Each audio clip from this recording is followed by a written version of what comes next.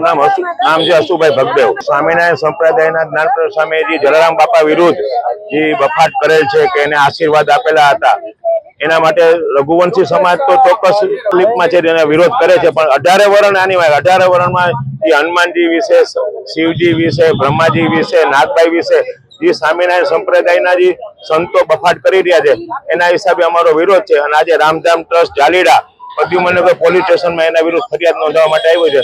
અમારી એક જ માંગ છે કે વીરપુર આવી દંડવટ કરીને માફી માંગી લઈએ તો જ આ શાંત થશે। બાકી 18 વરણમાં વિરોધ થઈ રહ્યો છે।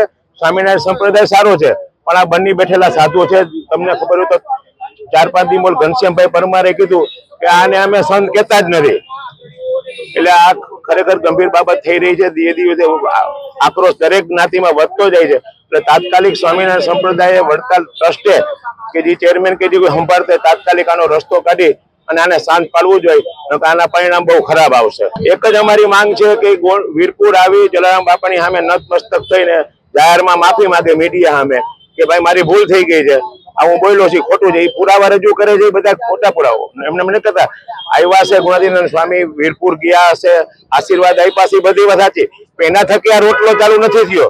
આજે 205 વર્ષથી આ ક્ષેત્ર ચાલુ છે। 2000ની સાલથી તો ત્યાં દક્ષિણા લેવાની બંધ થઈ ગઈ છે, એમને માલે છે। સ્વામિનારાયણ સંપ્રદાય રોટલી મફત નથી આપતા, એ તો વિચારે।